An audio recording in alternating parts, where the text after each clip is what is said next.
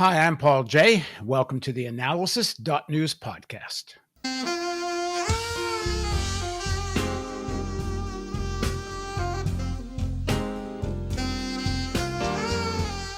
As I wrote recently, Trump may be a buffoon, but the forces behind him are serious. Trump may be gone, at least for now, but many developments are driving a section of the American elites towards a more overtly coercive and racist state.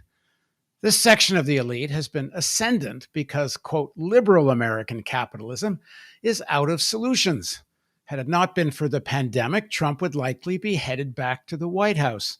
In spite of his criminal mishandling of the pandemic, he still received 70 million votes. Obama's economic policies favored Wall Street and produced greater income inequality. Desperation and frustration created conditions for strengthening fascist and racist ideas in segments of the working class and rural poor. It tilled the soil for Trump. People, especially in rural America, have lost faith in traditional post-war American institutions, and evangelical and conservative religions are gaining strength. At least 60% of the Trump vote came from very religious people. These people have lost their ideological moorings, as have people in most of the country.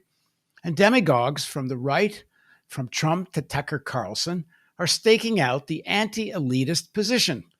I think if progressives don't learn how to talk to people of religious faith, they can't win this battle.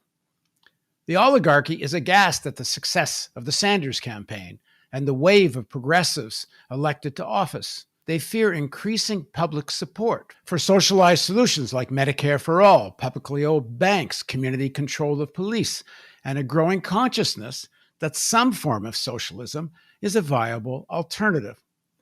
If Biden continues Clinton-Obama-era pro-banker economic policies, he will set the table for a more dangerous version of Trump in 2024, or maybe Trump himself all over again. The climate crisis makes all this even more urgent. We don't have time for compromise and reach across the aisle solutions. I said vote for Biden without illusions because it would be a better field of battle for progressive forces. Well, the next phase of the battle has begun. Now joining us is Matt Taibbi. Matt's an award-winning investigative reporter, the son of a television reporter and a lawyer. Taibbi grew up admiring Russian writers, which led him to spend most of his early adult life in the former Soviet Union.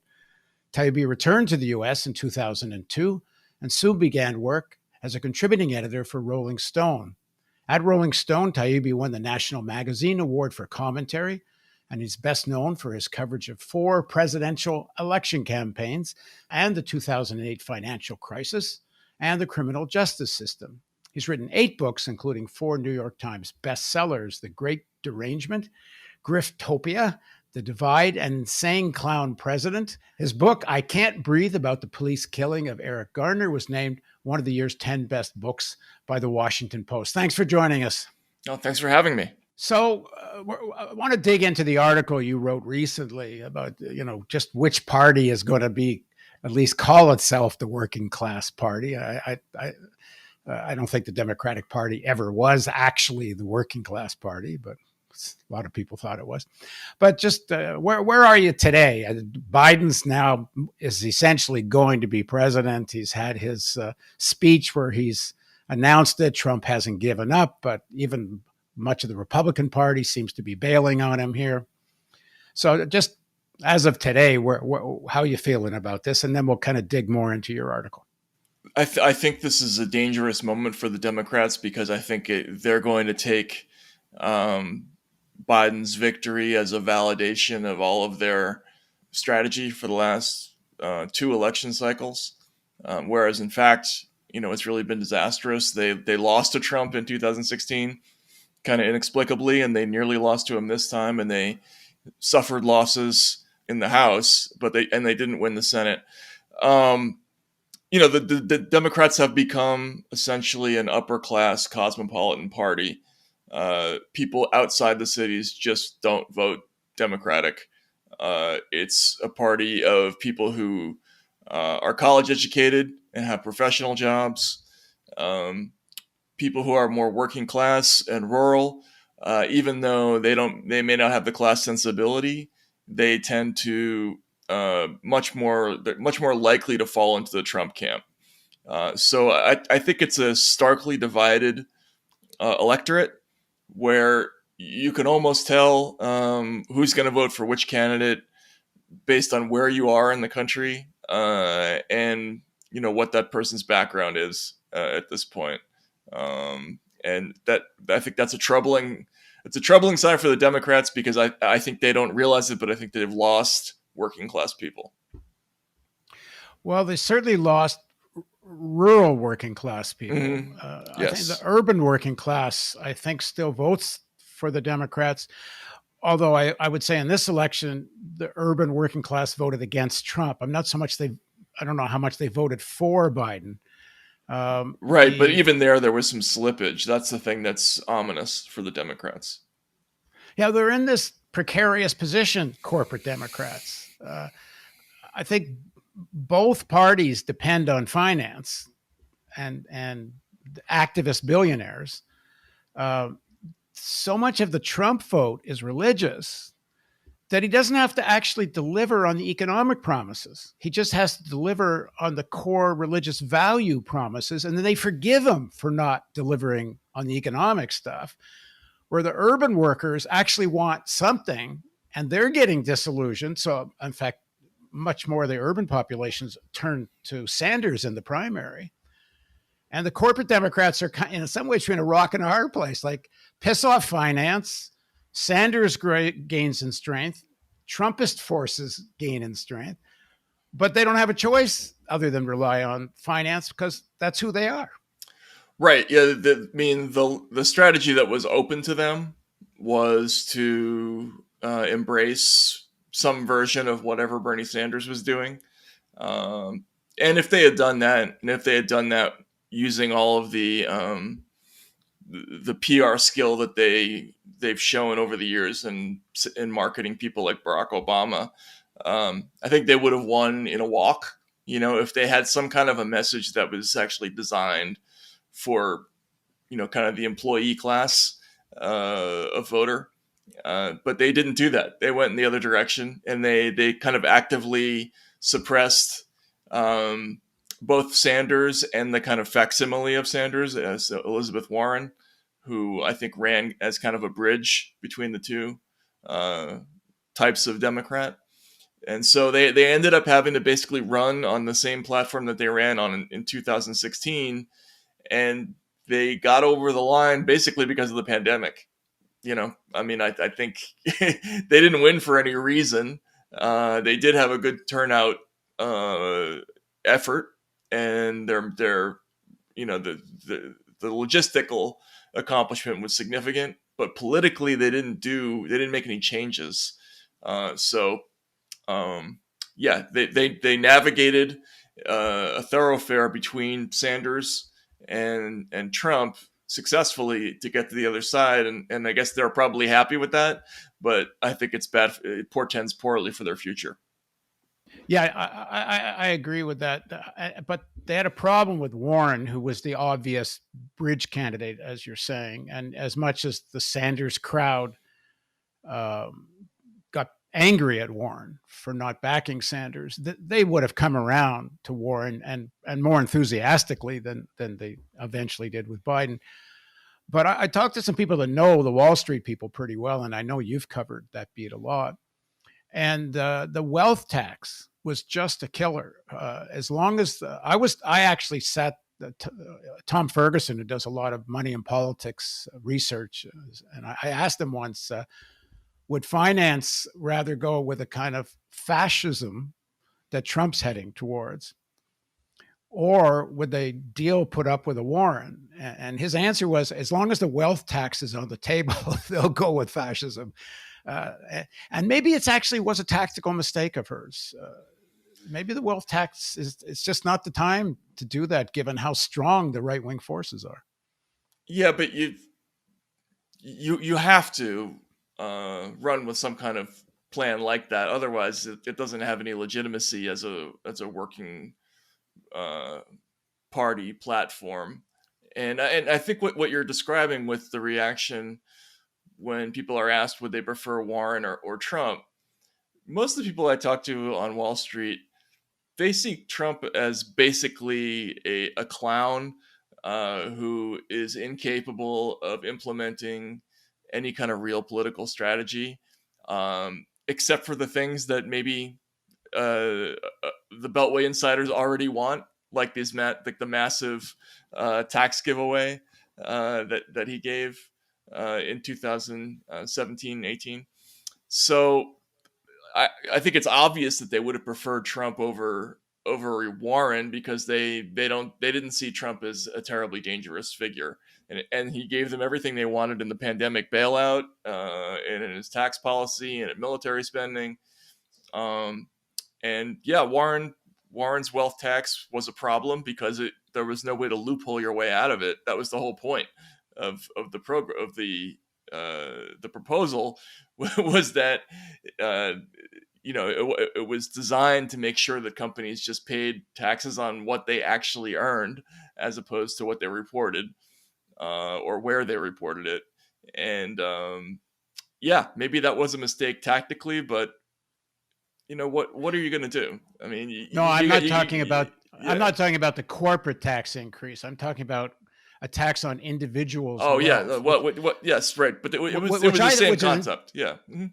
But I mean, it's another conversation in some ways. I thought she should have pushed the estate tax because that's something. It's a more acceptable way to get at a wealth tax than a straight wealth tax. I think sometimes many of us forget that we're living in the heart of the empire. You got to be realistic about what's possible here. The forces of the right, the forces of the extent of the strength of financialization, the power of finance, including being able to just make up money from the Fed and throw it at a problem when you need to. It's I guess to put it another way, the people's movement just isn't strong enough right now to deal, especially with the threat of climate, with such a narrow window. There's got to be some maneuvering here, or there's not going to be any kind of legislation passed on climate that's going to be effective. Not that I have any great faith in Biden, quite the opposite. Yeah, the only thing I would say is that if the Democratic Party actually decided they wanted to be that kind of party and threw all their institutional weight behind trying to make that happen, then I think they would have had a decent chance of getting something done because they would have had all the votes, not all the votes. They would have had so much popular support, or so much more than they have now, that it would have been possible. What's the problem that we have right now is that the country is essentially divided into three groups. We have the kind of Trump coalition, which is sort of a right populist, evangelical group. Then there's a massive, massive section of people who are just disinterested, don't vote, and disillusioned. And then there's a group of people who vote Democratic who I think are increasingly belong to a disaffected and undermanned professional class. There just aren't enough of those people ultimately to become a permanent majority in the United States. So unless they find a way to dig into that group of people who have stopped voting, they're always going to be kind of behind the eight ball electorally, I think. Yeah, and they're not going to get handed a pandemic every time. Right. I mean, there's no reason, ideologically, politically, there's no reason Trump couldn't have actually dealt with the pandemic. It wouldn't have hurt him in any way with his base. He could have said, wear masks. Nobody would have cared. I mean, it was, he's a lunatic. Right. A lunatic just got 70 million votes.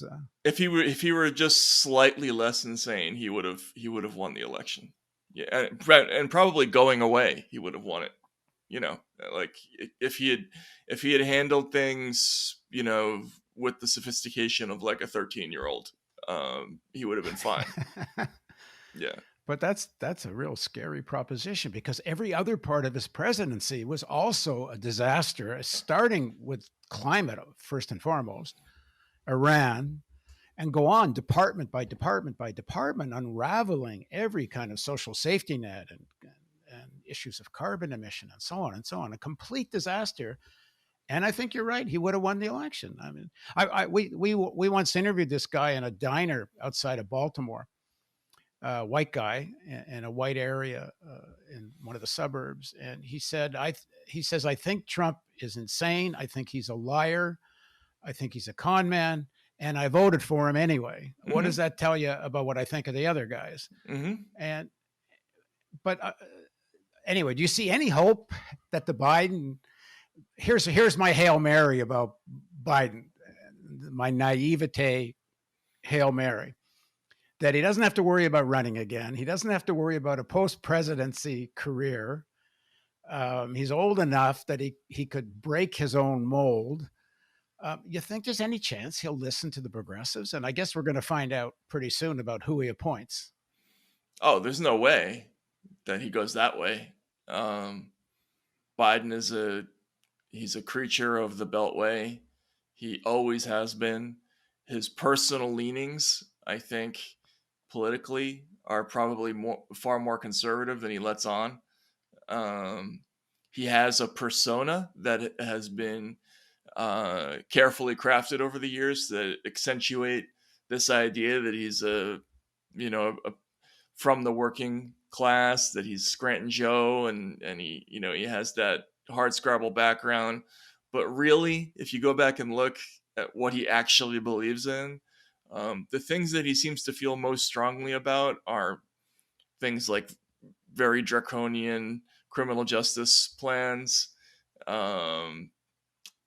free trade, and he was, by Barack Obama's side through, the very aggressive kind of democracy promotion foreign policy that Obama promoted all those years with drone assassination and all of that stuff. So I don't have any faith that they're going to do that. Plus, there's already all these trial balloon stories in the American press talking about how Biden, has to resist the Warren-Sanders wing call for appointments, in Treasury and places like that, which to me suggests that, they're already gearing people up for the idea that there are going to be a whole bunch of sort of Jamie Dimon types in government. Maybe it won't be exactly Jamie Dimon, but it'll be people like that. Every rational part of my brain says you're right. I guess I'm just working backwards from climate catastrophe and hoping that some rationality will, because if you look at his current climate plan, like I interviewed Bob Poland, the economist. We went through his climate plan that's on his website. And phasing out fossil fuel actually isn't really part of what he says is the climate plan. I know he kind of got off message and said that at the last debate, and then backed out of it, saying it would take decades. But it's all based on carbon capture, his real plan, which is a totally unproven technology. On the other hand, there does at least seem to be some recognition of how serious the climate crisis is in Biden and even some of those circles in finance. Chuck Schumer said something interesting the morning of November 3rd. It didn't get much coverage because it got lost in how well, at the time on November 3rd, how well Trump was doing, and everybody went into shock. But the morning of the 3rd, when the Democrats were assuming it was going to be a cakewalk, Schumer says, we're going to do what FDR did in his first 100 days. We're going to be as progressive as FDR, something like that, coming from Schumer. And I think what it means is that they think they can have a massive infrastructure program, label it as green, and it becomes a tremendous cash cow. Because it's not just about how much money you spend, it's what do you spend it on and who reaps the benefit of all that spending. And maybe that's part of what the stock markets are so happy about right now. Because even the Republicans, if finance really likes the package, then all they need is a few Republicans in the Senate to come on board with it. Maybe that is, that's going to look FDR-ish, but it will actually do anything effective will be the fight. Now, at least there's a fight about what's effective. Under Trump, you don't even have that discussion. It's possible. I'm very, very skeptical that would be the reality, given that they spent the entire 2019-2020 electoral season pouring every ounce of political capital they had into suppressing a candidate who had basically exactly FDR's politics in Bernie Sanders. I mean, a person who literally campaigned on returning to the New Deal, and they threw everything they had into making sure that there wouldn't be any kind of return to the New Deal. Bernie Sanders ran on that explicitly, and they expended every ounce of political capital they had in crushing him. I don't think that this party believes in that kind of politics. I think they are it's the Clintonian model of politics, which is very much in sync with Wall Street. So maybe there's something like what you're saying, where it's a financialized kind of Green New Deal. Yeah, maybe something like that, where there's a ton of Fed spending for a handful of companies that are creating a basket of securities that you invest into that would ostensibly address the problem. But I am extremely skeptical that they care at all about the end result. So, I apologize for being a downer, but I've never seen any evidence that this party cares about that. Well, the party's complicated because they've got an urban base that does want action on climate, and they are fairly educated base. I don't mean the people. I mean No, but I mean they have to worry about that. The Republican base doesn't care very much about but the Democratic Party as a party, if they want to win another election, and if they don't want to strengthen the Sanders wing, they got to do. They can't do nothing. So just from pure electoral self-interest, they have different interests that will drive them in that direction. Finance, I think, sees an opportunity here, and not only an opportunity. I interview Larry Wilkerson a lot, and he's in touch with a lot of fossil fuel people, and they know that this is coming. They don't have any doubt that the climate science is for real. They just want 20, 25 years to get more fossil fuel out of the ground before anything serious happens. Right. But even this guy, Larry Fink, who runs BlackRock, he's been paying a lot of lip service to the issue of getting off coal and some climate stuff. I mean, what he proposes is not serious, but there's a recognition in the people that are putting money into the BlackRock investment fund that there's some serious stuff coming down that might even threaten their assets. But there's nothing that will get done that they won't try to find a way to make money out of. And that's going to be more important to them than what's the most effective policy. I just want to add to Bernie Sanders. I mean, the threat of Bernie Sanders, I think the biggest threat wasn't any of his policy proposals, because there wasn't a policy proposal of Bernie that doesn't already exist in Europe and Canada and places like that. They're not capitalist threatening proposals. I think the biggest threat of Sanders is that he wasn't in the control of Wall Street. He found a way to raise money. Yeah, exactly. Without finance, and that they can't live with. Yeah, and Bernie, I mean, it was one of the most underreported stories of the last election cycle. Was Sanders was the leading fundraiser. By January of 2020, he was outraising everybody in the party by a pretty significant margin. None of that money was big corporate money. So there was a big proof of concept there, and I think you're right, that's what made Sanders uniquely dangerous to the Democratic Party, because it threatens what their business model is. Remember, they're essentially a commercial organization.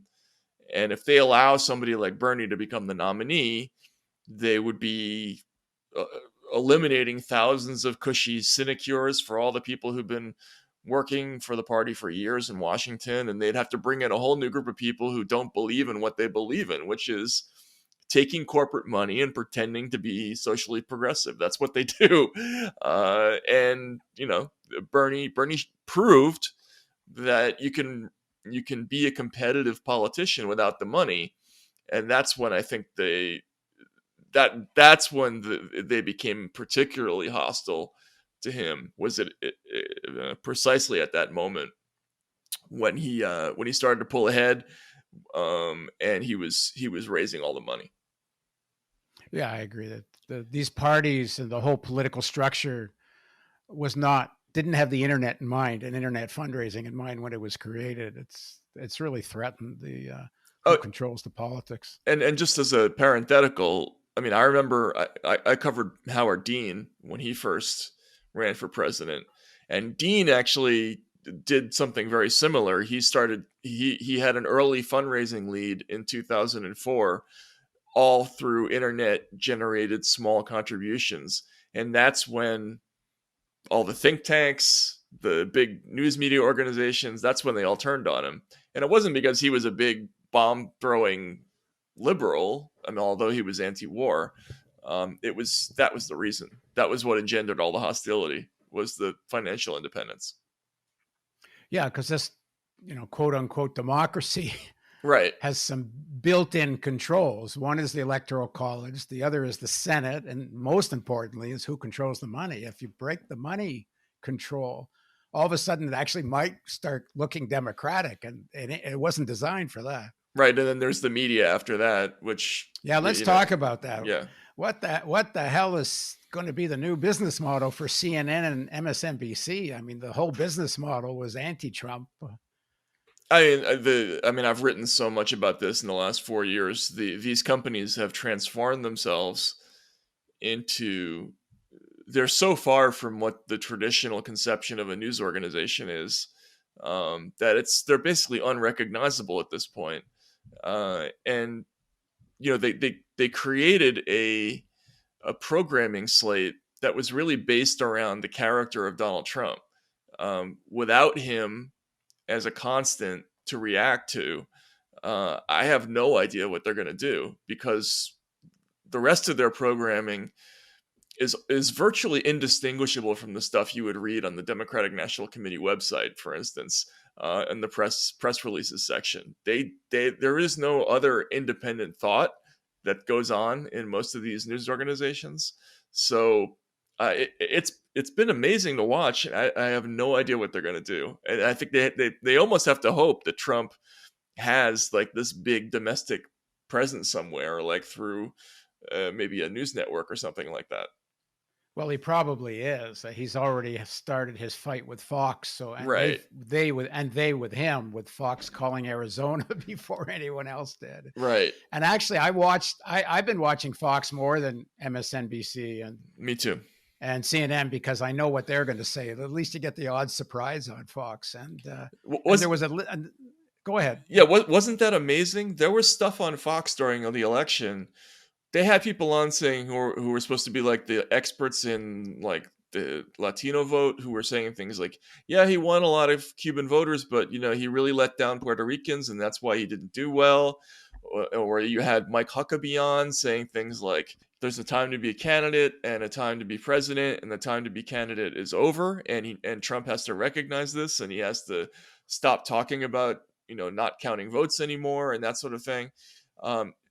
Fox looked more like the heterodox, challenging news network for a moment there than the traditional, CNN and MSNBC channels, which are basically blue propaganda at this point. So it was amazing to watch. Yeah, I mean, maybe it's partly the influence of Chris Wallace, who is also, as an interviewer, I find far more interesting than anyone else on Sunday mornings. He absolutely gives his subjects a hard time. He actually acts like a journalist, which I agree with that. But I think it's partly a positioning. Fox knows that there's a Trump media empire competition coming with Fox, so they're getting ready to trash him. And also it was the news side of Fox that was more reasonable. The pundits weren't around that much the night of November 3rd. No, but at least there is a news side. See, that's what's so interesting. I mean, on Well, they're normally the news side's been awful, but now all of a sudden, I agree with that. They sounded like news all of a sudden. right, right. Whereas on the other axis, the CNN, MSNBC, Washington Post, New York Times axis has been kind of moving in a direction where the news is just increasingly politicized, and it's been an amazing transformation. And I don't know what they're going to do in terms of going forward now that the great dragon has been slayed.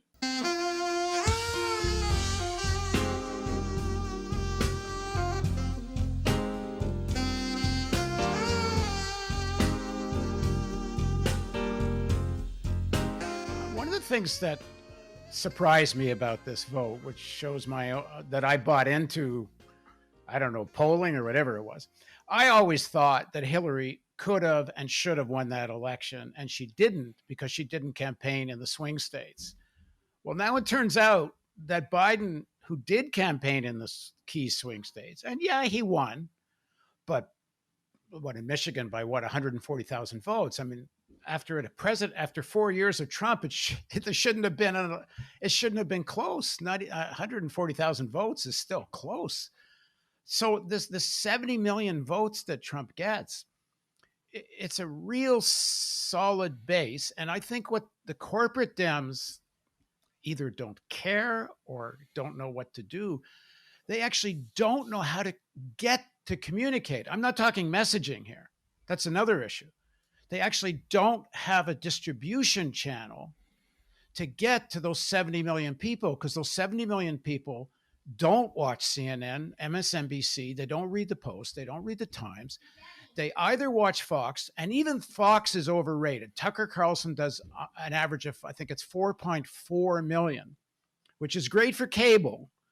It's not even close to network news. Network news does 20 million, 22 million. Each one of them does up in those numbers.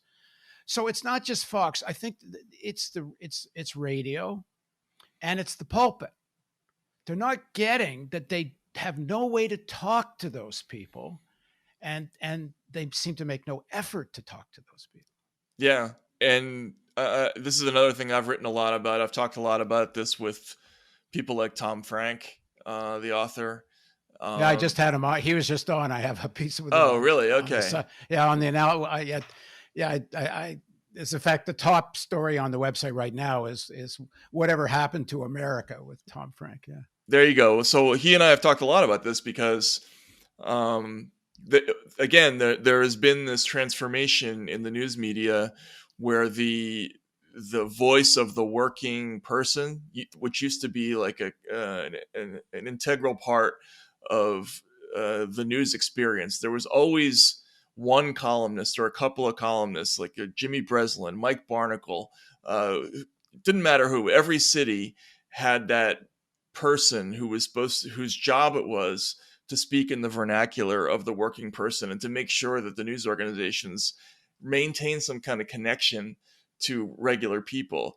And those people have been eliminated over the years. And what's been fascinating is to watch how they've been eliminated. Like, first they got rid of the sort of genuinely working class people and replaced them, frankly, with people like Tom Frank and myself, who were sort of upper class intellectuals, but who were sympathetic, to kind of the ordinary person.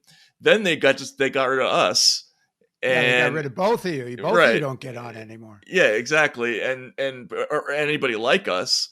And we've all been replaced by these kind of apostles of the professional class, whose job it is to constantly exalt the bottomless wisdom of the experts in America.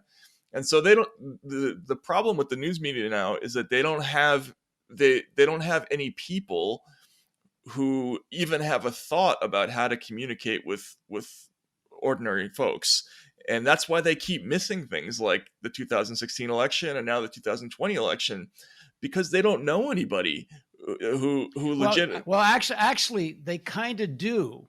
Mhm. But the problem is, it's the leaders of fairly conservative unions, and that's who tells them what the working class wants to hear. But if they bothered getting to know people in the unions, they would know that most of the members of the union can't stand them. They Right. don't like these union leaders, and not because they're progressive, but because they're hacks. Right. And Exactly. such, it's like I go into grocery stores that are unionized Hmm. or other, and I say, "Do you know who your steward is?" No. Do you know the name of your union? I think it's the something union of something something. Like there's just no communication between the union leaders who go for these $500 lunches and eat steaks like Right. At 6 the inches monocle. thick every. Yeah. Hmm. Yeah, and that's who's interpreting the working class for the leaders of the Democratic Party. Right. That's exactly right. That's how they keep their finger on the pulse of the people, right? It's polls, I remember hearing a story during the Obama presidency, from somebody in Treasury who said that they had a presentation from a bunch of high-ranking executives of sort of big retail companies like Target and Walmart, and they told them, this was in 2009, there's a lot of pain out there because of the financial crisis. People aren't going to buy that much this holiday season. And the people at Treasury were like, "Oh, really? Like that's how they found out, like that people that were having a hard time after the 2008 crash was from a presentation, by these rapacious retail companies." So yeah, they don't have any of that connection.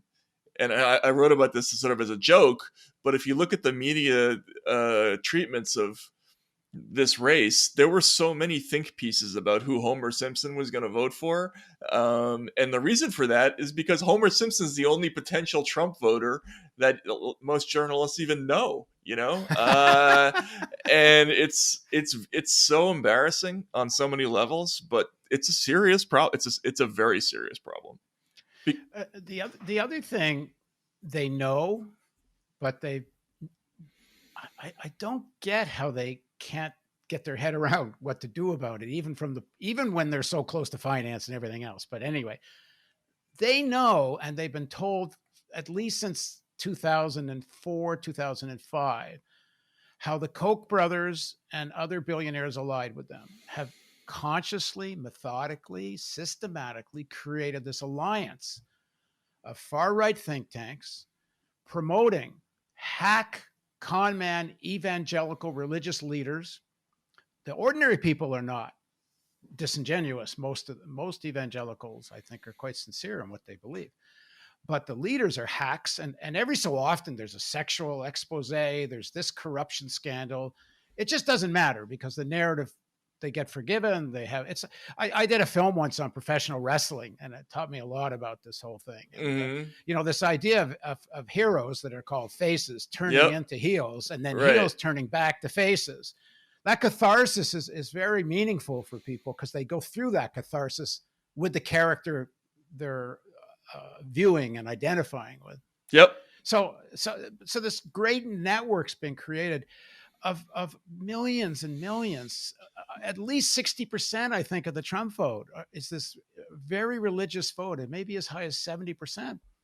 But these people believe in these values with a great deal of sincerity, even if there's a dose of white privilege or white supremacy thrown in there in the mix. But a chunk of those people voted for Obama. I mean, A big I think chunk. it's Yeah. really a big chunk. That's really significant. They voted for a black guy for president. So while I'm not discounting the racist part of this narrative, it's certainly not the whole narrative when so many of these people did vote for the first black president. But when you talk directly, and I've talked to a lot of Trump voters and I've talked to a lot of religious Trump voters, and you start talking about, well, how does Trump jive with the message of Jesus? How does Trump, walk through the eye of a needle? Camel, they have as much chance of getting into heaven as a camel Right. does walking through the eye of a needle. When you start quoting the Bible and Jesus, and they realize you'll have a sincere conversation with them about that, Nobody's jumped and say, "Oh, I've seen the light because I've talked to you." No, but it does shake. It shakes them a bit, and they don't. There's been so little effort. Just to add one more thing, the progressive candidates, they don't just buy some TV advertising. They're going door to door in between elections. They're talking to people over and over. The Corp Dems don't seem to do that. They just think you wait till the election, then you buy a bunch of TV advertising, and that's supposed to win you something. Yeah, I talked to Marianne Williamson about this a little bit. The inability of the Democratic candidates, not even the inability, the unwillingness of the Democratic Party to find a way to talk believably about spirituality. It's endemic to part of their problem, because they don't have any real belief in it. They don't have any connection to it. They don't have anybody who knows how to talk that way, and they haven't since, I would say, Bill Clinton. And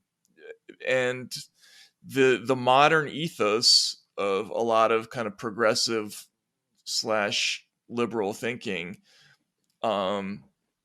is completely hostile to spirituality, and doesn't know how to talk about it in any way that's meaningful. And the reason that Trump gets those votes is because he doesn't condescend to those people. Like he talks to them as if they're not idiots, which they probably aren't compared to him, right? But that's not really the issue. Like, when Democrats try to talk to evangelicals, there's always this kind of condescending, like, we're going to start talking a little bit more slowly, like we feel sorry for you, but let me tell you where your real interests are. And they completely discount anything that they think, where they might have very serious beliefs, whether it's on reproductive choice or anything else. They just assume that they're completely wrong, and they don't want to engage in any of those things. So that's a big problem. And I would also add, there's an issue that's starting to arise with kind of progressivism, where the lack of a religious tradition, even among parents, has created a kind of a new kind of Democratic voter who is starting to embrace politics as almost like a replacement for their spiritual beliefs. And they are talking about things like, whether it's Black Lives Matter or environmentalism, but they sometimes start to sound like religious people when they speak, which I think speaks to something that's going on that is a little strange on the Democratic side. But ultimately the point remains that they just don't have a way to talk to religious people, which I think is consistent with what you've been saying. I think what you just said is really important. And maybe that's part of how we can talk to religious people, is that we acknowledge that, pretty well all politics is identity politics. I know a lot of progressives, including me, until maybe, maybe it took me living in Baltimore for a few years to get past this, but, would look down on identity politics. And that it's got to be about class and so on. But there's a reason people want identity politics. It's because they feel their identity is under threat. If their identity wasn't threatened, they wouldn't go there. So yeah, I personally believe the resolution of the threat to people's identity is a more socially just, equal society, and so on. And let me go further than that. Change which class has power, really, but that ain't going to happen fast.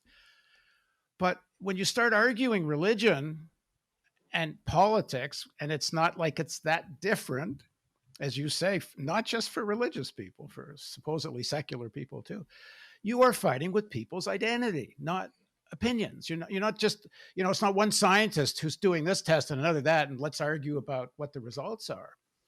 We're talking the core of people's identity. And if Exactly. you don't respect that, you can't talk. So you got to start with that, finding the common ground when talking to people, and slowly, you know, like I say, like, can start talking about the message of Jesus. If I'm a big fan of Jesus, I'm not religious. I mean, in a sense, I don't, believe in the God, the Son of God, and so on and so on. But the message of Jesus, what I believe is sublime. And I mean, turn the other cheek. I mean, God, the idea of that kind of forgiveness. I mean, that's, to me, that's understanding that we're part of a historical process. It's not about good guys and bad guys. Like, even Hitler, to me, he's not a villain. He's a part of a historical process. And to me, that's my interpretation of the message of Jesus. I think if you start talking that way, at least we can have a conversation. Except in in a lot of minds, people of our religion just get demonized. Oh, they're the deplorables. You can't talk to them. Yeah, which is a complete misread of the situation in almost all cases, and this is I think a result of just people not mixing enough. Um, I did a book a long time ago where I joined one of those mega churches you talked about. Mm.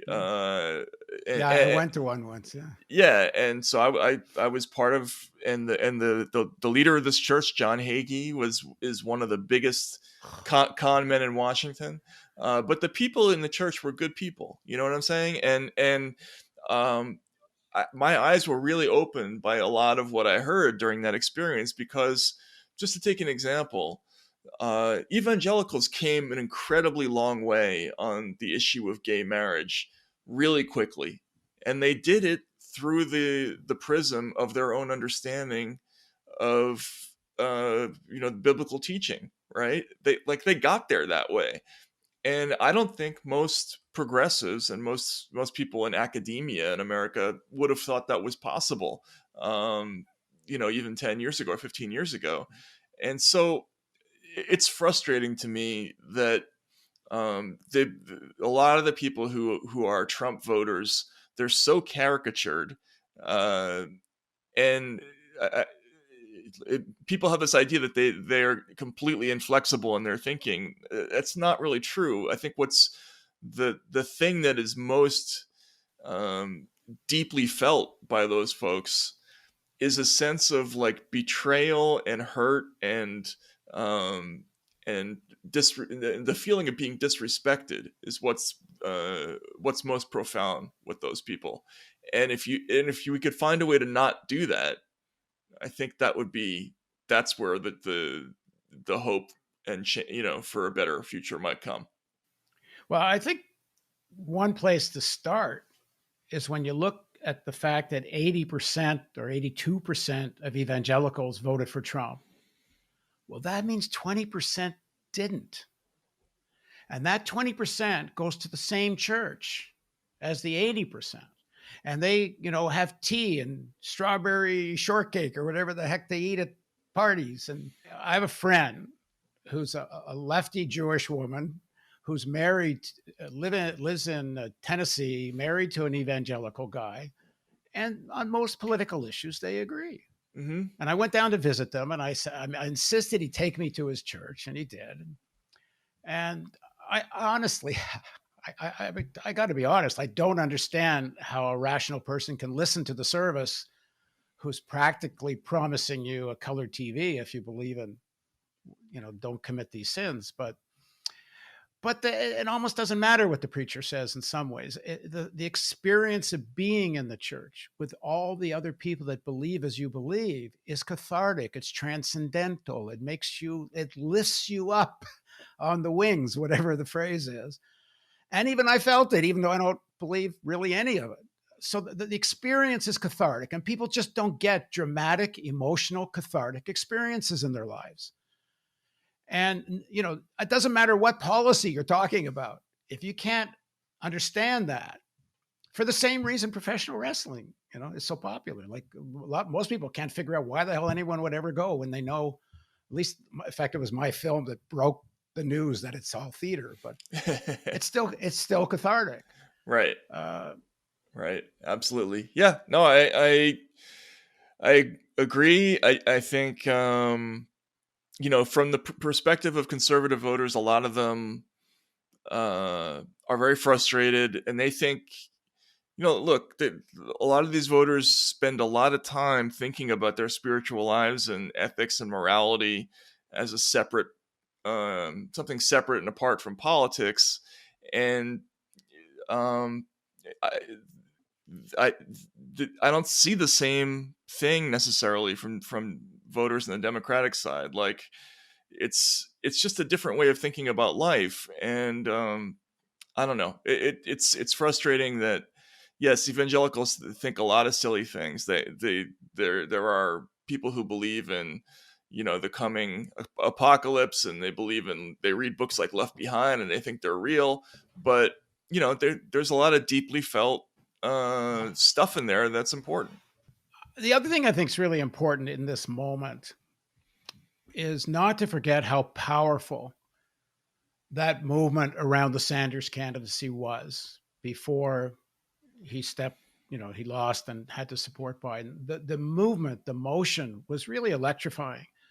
Hundreds of thousands of people coming together around very progressive values, threatening the power structure of the Democratic Party.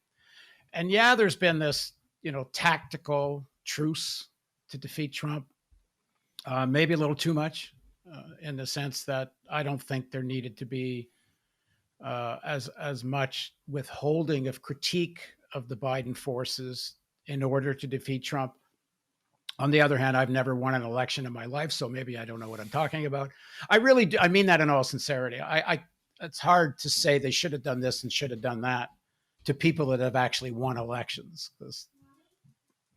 But that being said, um, and I also don't think we should underestimate how much finance sector and much of the Democratic Party really hate the left. The way Thomas Frank says, they don't dislike the left; they hate the left.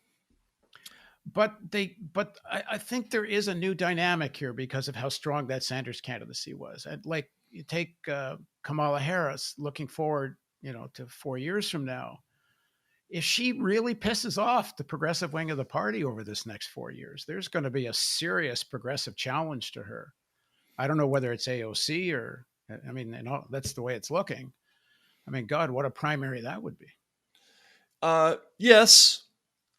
And Bernie did come very close, and I was pretty plugged into the Sanders campaign. I've known Bernie for a long time and talked to him a lot in the last 10 years. And I think, one of the things that happened with his campaign that was just unfortunate and a stroke of bad luck is that he happened to run against a candidate who he liked personally. Bernie he's a complicated character in a lot of ways. He's simple on the political side. He believes what he believes, and that's what makes him so appealing to people, is they can see the sincerity. But he's not a ruthless character in the same way that somebody like Bill Clinton might be. And even though intellectually, I think he might have understood the necessity of going harder against Joe Biden, he just likes Joe Biden. Joe Biden was nice to him when Bernie was, a backbencher independent once upon a time, and that kind of stuff has a lot of currency with Sanders. And there was a major difference. Bernie did not like Hillary Clinton, and he had a deep and profound personal dislike for her politics and her viewpoint on the world. And he was able to summon outrage that was easy to connect with over, the things like that she was doing, like, collecting $600,000 in a day for a couple of speeches to Wall Street banks or whatever it was. He didn't feel that same thing towards Joe Biden for obvious reasons, but that isn't Biden's thing. And Biden has a similar, slightly kind of background to Bernie, so that dulled the edge a little bit. As far as what happens going forward, though, I worry about that, because they were so successful in kind of throttling Sanders at the end there that it took a lot of the air out of the balloon of the progressive movement, I think, here in the States. If it's going to be led by somebody like AOC, um, I worry about that because the history of the party is that it always does one of two things with those candidates. It either completely crushes them so that they have no route forward and are never taken seriously again, like Dennis Kucinich, or they bring them into the fold and kind of buy them off with influence and a voice, like Howard Dean. Um, and I worry that that's going to be what's going to happen with AOC. Is they're going to make her the public face of the party and have her talk about certain issues that they don't really care about. And with that, they're gonna make sure that she doesn't spend all the next 4 years talking about all the giveaways that they're going to give to Wall Street and to the pharmaceutical industry, and so that would be an early thing to look out for if I were paying attention. Well, I'm sure you will be paying attention. Yeah. But I don't know. I haven't seen it so far from her. I've been, what's the word, pleasantly, I'm not sure surprised or it's the right word, but so far she seems to stick to her guns. And there's no doubt what you say is the cautionary side of it, and they will try that. But I mean, they're going to offer to you. You can be the next Nancy Pelosi. That's what they're going to hold out for. Oh, her. No way! Not. Oh God, she's going to have to make a lot of capitulations before that ever happens. Well, it's just something to keep in mind. I think that's a possible plot line. So, yeah. All right. Well, just finally, and I hope we get to do this again soon. Mm-hmm. This is great. Yeah. But just quickly, a few litmus tests about what direction this is going in terms of transition team appointments. When he starts talking about cabinet appointments, what are you going to be looking for that will tell the tale? Well, I'm very concerned about whether they're going to be bringing back a lot of the kind of national security creeps from the Bush and Obama administrations. Yeah. Like if we start seeing names like Michael Hayden and John Brennan and James Clapper back in the Biden administration, that to me is a sign that we're in very serious trouble, because it's not just the foreign policy issues. It's not just the kind of continuation of the Dick Cheney's kind of state within a state war on terrorism stuff. It's the new stuff that I really worry about. It's the kind of growing union of politics with Silicon Valley and content moderation. A lot of these folks were very influential in behind the scenes through groups like the Atlantic Council in bringing about this new form of media distribution that's now so heavily regulated. And I think their vision of the future is dystopian, and I think that's where I'm most worried. Is, are we going to see those people back in government, and what are they going to do on issues like media and fake news and that sort of thing, and continued growth of financialization, where the finance sector becomes even more powerful, which Roosevelt described as fascism. It's this great quote from Roosevelt where he says that when one section of capitalists are able to take control essentially of the state. I described it in this article I wrote as what you were just talking about, this kind of dystopia and the financialization, which I know you've written about. That's the sort of systemic cancer. The malignant tumor was Trump and the forces behind him. And that tumor, in my mind, had to be removed, because otherwise, the patient's dead. But the fight against the systemic cancer is, by no means getting rid of Trump gets rid of the cancer.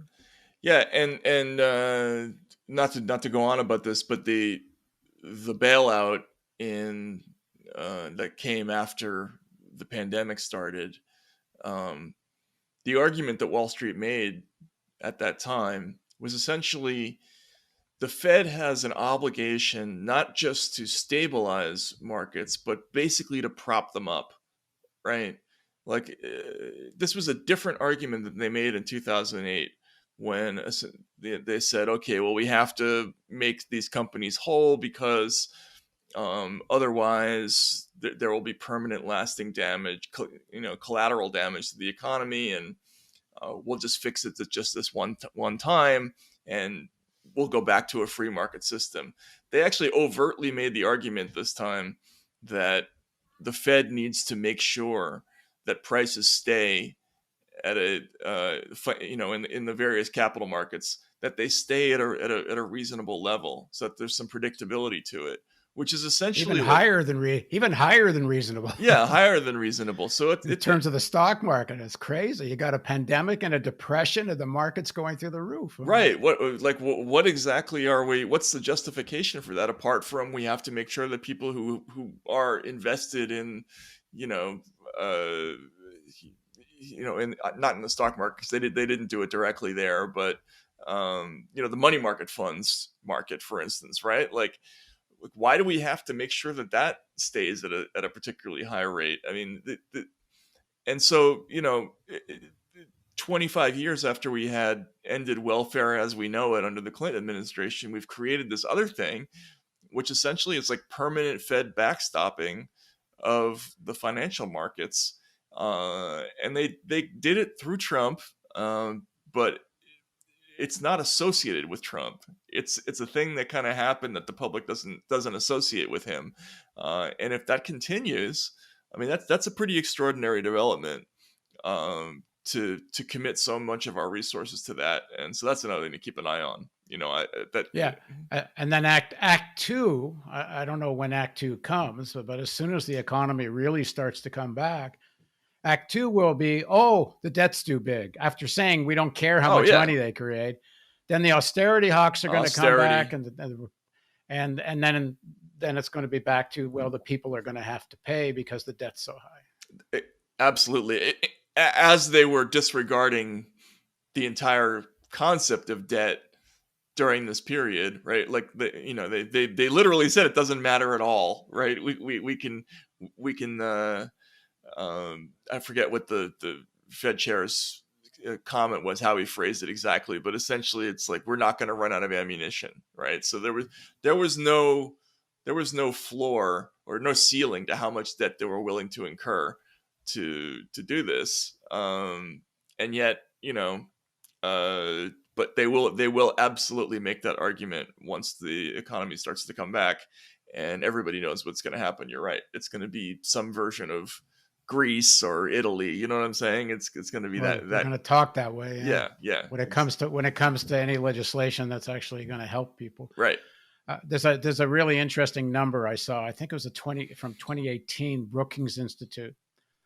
They did a study of how much wealth is in private hands, asset after liabilities.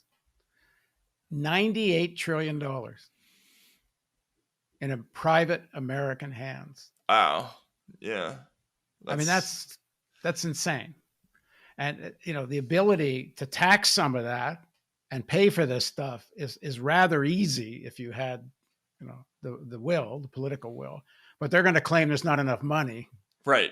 And this debt's so horrible. I mean, they could pay off the debt in 5 winks if they would just tax some of that $98 trillion. But right, but then the atlases will go on strike, and like in the book, and they won't permit that kind of politics. So that's all stuff worth watching out for. This is in the post-Trump universe. I think we're going to see more discussion of that, because those changes were pretty profound when they started to happen after the pandemic, and we'll see what happens going forward. Anyway, I'm a little hopeful, even though there's a lot of reasons not to be. Mm-hmm. I think the main thing is going to be, and I think people will get this pretty soon, at least the more activist types, and is that the Biden presidency is just the beginning of another battle. And people got to get organized. It's really simple. People got to get organized, because this climate, there's no time for kind of some evolutionary working out of this stuff. Mm. The climate crisis has just put a different window on time. And, what do we have? I don't even know what time we have. I just know we don't have time. Right. It may be less than a decade. I mean, some of the predictions are really dire. Right. And I think the big battle is going to be against greenwashing. I think they are going to do some stuff. It's just, is it going to be bullshit? Because I think the urgency is being understood, even in the circles of the elites, but they can't help themselves. They just can't help themselves. They got to figure out a way to make money out of whatever gets done. And the most effective policy isn't going to make them quick money. Right. And that's the big battle. And we better get organized for it, or we're kind of doomed, as what's Chomsky's line, organized human life on this planet. Absolutely. Well, we'll see what happens. It's they've only just gotten into office, so we'll see what takes place. But very interesting stuff. Yeah, thanks very much, Matt. And let's do it again soon. Absolutely. Take care now.